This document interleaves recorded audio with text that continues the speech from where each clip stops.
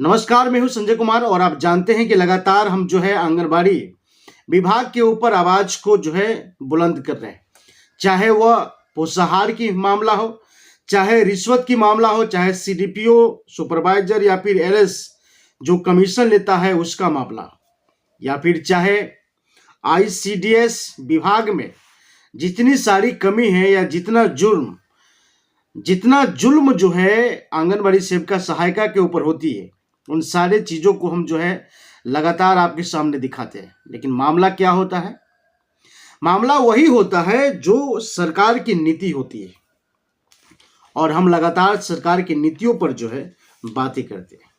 सरकार की नीति में सबसे बड़ी करप्शन जो है वो है कि अपनी सरकारी कर्मचारी के ऊपर जांच नहीं करवाते हैं।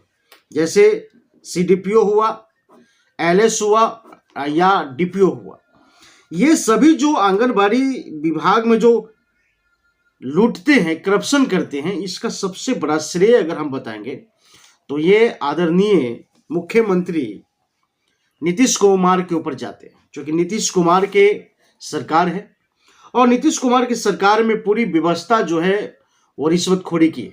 लेकिन आंगनबाड़ी सेविका और सहायिका के लगातार हम जो वेतन मानदेय के ऊपर जो सवाल उठा रहे हैं, उस पर एक बार फिर से जो है पुनः आंगनबाड़ी सेविका और सहायिका को विचार करने की समय आ गया है। 2024 की चुनाव को देखते हुए तमाम पार्टी जो है बिहार में चुनाव लड़ रहे हैं। तमाम पार्टी जो है अपने अपने प्रचार प्रसार में लोभ दिखाने की काम करते हैं। जैसे लोभ का मतलब यह हुआ कि सरकार जो है सभी प्रकार के वादा करते हैं, यहां तक कि सरकारी कर्मचारी से ही नहीं बल्कि बहुत सारे आम जनताओं से जो है ऐसे वादा करते हैं जैसे लगता है कि जीतने के बाद उन्हें पूरा ही किया जाएगा। लेकिन जीतने के बाद कुछ इस कदर बदल जाते हैं जैसे आसमान में मौसम बदलते हैं। फिर उस मौसम की तरह नेताओं लोगों को जो है अपनी खुद की भाषण पर जो है ख्याल नहीं होता है कि हमने चुनाव प्रचार के समय क्या बोला था। ये सबसे बड़ी सवाल है। लेकिन इस समय हम आपको बताना चाहेंगे कि अगर आंगनबाड़ी सेविका और सहायिका अगर सचेत अगर हो जाए तो 2024 की चुनाव का एक बहुत बड़ी झटका दे सकती है। लेकिन हम क्यों कह रहे हैं ये भी समझना आपको बहुत जरूरत है। लेकिन आंगनबाड़ी एसोसिएशन में आंगनबाड़ी संघ के जो अध्यक्ष और सचिव है उनका क्या इशारा है? क्योंकि जितनी सारी सेविका और सहायिका है वो अपने इशारों से नहीं चलती। इस बातों को हमने गहराई रूप से पता लगाया है, रिसर्च किया है कि गहराई रूप से ये लोग खुद से डिसीजन नहीं लेते हैं, बल्कि इनका जो संघ के अध्यक्ष और सचिव होते हैं वो जो है इशारा लेते हैं। इनका एक बहुत बड़ी व्हाट्सएप ग्रुप चलता है। उस ग्रुप के जरिए सभी मैसेज को जो है दिया जाता है। लेकिन मैंने कुछ दिन पहले आपको कहा था कि आंगनबाड़ी संघ के आंगनबाड़ी एसोसिएशन के जो बड़े बड़े अध्यक्ष हैं, प्रदेश अध्यक्ष हैं, सचिव हैं, ये सब जो है ये सब इतने चालाक होते हैं कि ये जो विपक्ष के नेता होते हैं उन लोगों से जो है इन लोगों का साठगांठ होता है। और वो लोग जब कहते हैं कि आप अपने यूनियन के सदस्य जो है धरना प्रदर्शन करवा दीजिए, तब ये लोग डिमांड करते हैं भारी मात्रा में, और तब जाकर के ये लोग ग्रुप में मैसेज छोड़ते हैं। हर जिला, हर प्रखंड, हर सेंटर पर इनका जो है मैसेज जाता है। फिर ये लोग जो है पूरी तरीके से प्लान बनाते हैं, उसके बाद फिर जो है धरना प्रदर्शन करते हैं। हालांकि ये बात कहने की जो सेंस है वो हम आगे बताएंगे, लेकिन आपको पहले समझना पड़ेगा इस पूरी वीडियो के अंत तक। अगर आप हमारे चैनलों पर अगर नए हैं तो चैनल को सब्सक्राइब कर लीजिए, बेल आइकन तो दबा ही दीजिए। इसका जो अर्थ था वो बताने का ये है कि बिहार में जो है लोकसभा का चुनाव है।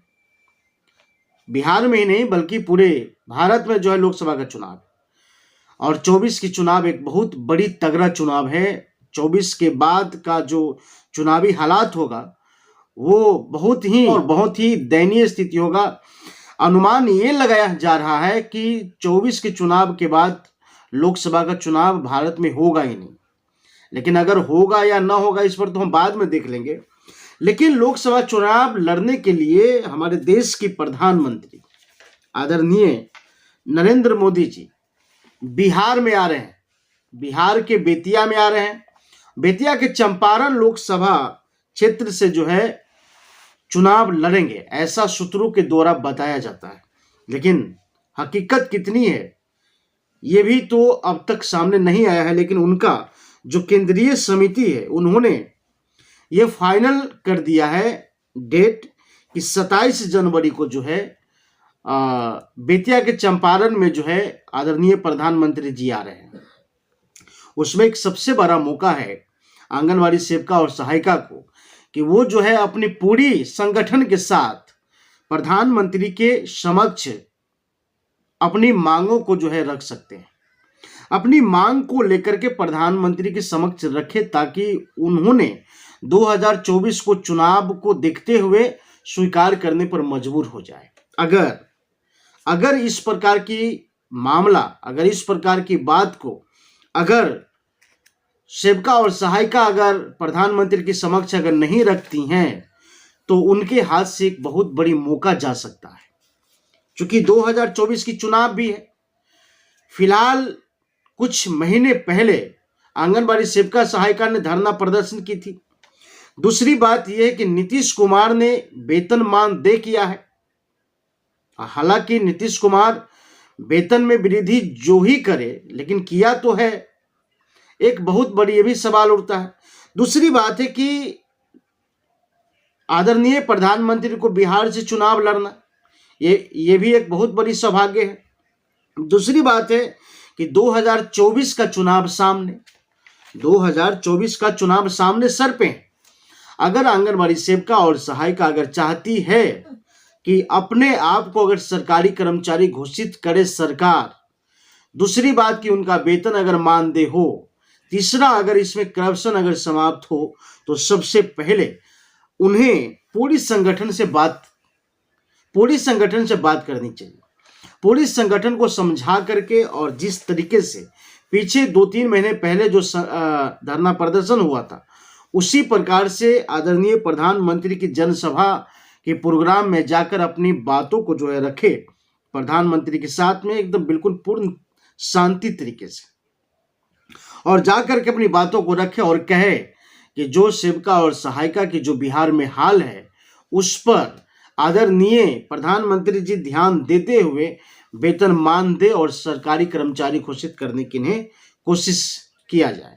अगर इतनी ही बात अगर प्रधानमंत्री के समक्ष अगर रखते हैं तो मुझे लगता है कि आंगनबाड़ी एसोसिएशन का एक बहुत बड़ी सफलता मिल जाएगी।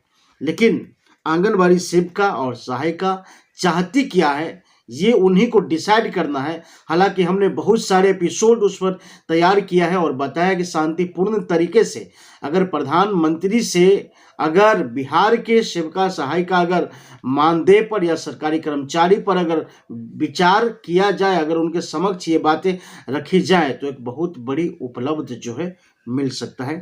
फिर हम मिलेंगे अगले एपिसोड के साथ। तब तक के लिए नमस्कार।